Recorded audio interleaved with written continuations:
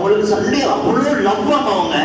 அது போய் குடும்ப வாழ்க்கை என்றால் பிரச்சனை வரும், கஷ்டம் வரும், துன்பம் வரும், சண்டை வரும். ரசூல் ஸல்லல்லாஹு அலைஹி வாழ்க்கையில் இவ்வளவு இருக்கிறது. கண்ணியமான சகோதரர்களை பெரிய ரசூல் ஸல்லல்லாஹு அவர்கள் சொல்கிறார்கள், ஷர்ருன் நாஸி ஐ அல்லாஹு அலா அஹ்லிஹி, மனிதர்களில் மிக மோசமான யார் தெரியுமா? குடும்பத்தோடு நெருக்கடியாக நடந்து கொள்வார். சஹாபாக்கள் கேட்கிறார்கள், யா ரசூலல்லாஹ் வகைப யகூன் வய்யின் அலா அஹ்லிஹி, நெருக்கடியாக நடந்து கொள்வது குடும்பத்தோடு அப்படின்னா என்ன என்று விளக்கம் கேட்டார்கள். ரசூல் ஸல்லல்லாஹு அலைஹி வஸல்லம் சொல்றார்கள், அர்-ரஜுல் இதா தஹல பைத்தஹு, ஒரு கணவன் ஒரு வீட்டிலே உள்ள ஒரு ஆண் வீட்டுக்குள்ளே நுழைந்து விட்டால் ஹஷரத் இம்ராத்துஹு, பொம்புள பயந்து நடுங்குவாள். வஹரப வலதுஹு, புள்ளோர் எல்லாம் விரண்டோடி விடும். வஃபர்ர அப்துஹு, வீட்டுல வேலை செய்யற சேவர் எல்லாம் ஓடி போய் ஒளிஞ்சு கொள்வான். ஃபைதா ஹரஜ, அவன் வீட்டை விட்டு வெளியேறினான். பாத்தீங்களா, அவருக்கு சரியான பெருமை, என்ன கண்டா எல்லாம் ஓடுறாங்க. ஒரு கோலை நினைச்சு கொள்ளுங்க.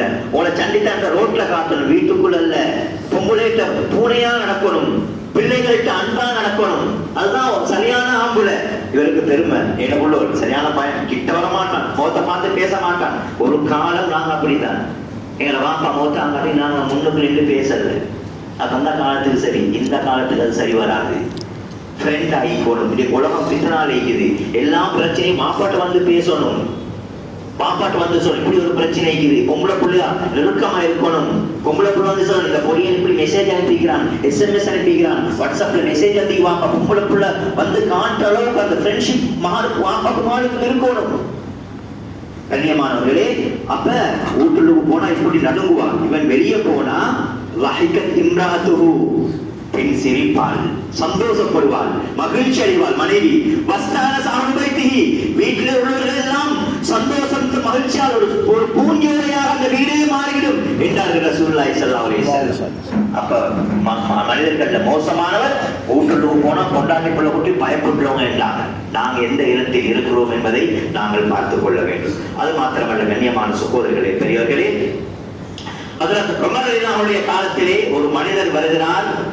அமீருல் மோமினின்ல பொண்டாட்டியை பத்தி சொல்லணும், நிம்மதியே இல்லை, ஒரே சண்டை, ஒரே பிரச்சனை. வாரார், வந்து வீட்டு கதவை தட்டுறார். கதவை தட்டிட்டு பார்க்கிறார், வீட்டுக்கு கேம் ஒன்று போகுது. உட்ரா ஏச்சர் யாரு? அமீருல் மோமினின், ஜனாதிபதிக்கு பொண்டாட்டி பேசுறா. சமியா ஜோயத்த உமர் தர்பாவ் சௌதஹா அலைஹி, உமர் ரலியல்லாஹு பார்த்து கடுமையா பேசுறா.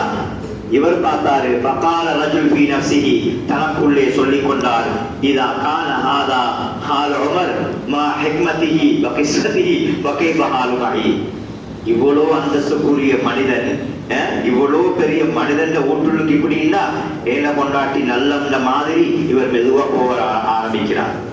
கதவு தட்டின திறந்து பார்த்தா அங்கால போறான். மா ஹாஜத்துக யா அஹி, சகோதரரே என்ன விஷயம், வாங்க கூப்பிடுறார். அமீர் மோமினின், இல்ல வாங்க, என்ன பிரச்சனை என்று கேட்கிறார். அந்த மனிதர் அமீர் மோமினின், ஜித்து விலைக்கு ரியாஷ்கு ஹுல்க ஜௌஜதி, என்ன பொண்டாட்டிட குணம் ஆக மோசமானது, அதை பத்தி உங்கள்கிட்ட சொல்ல வந்தேன்.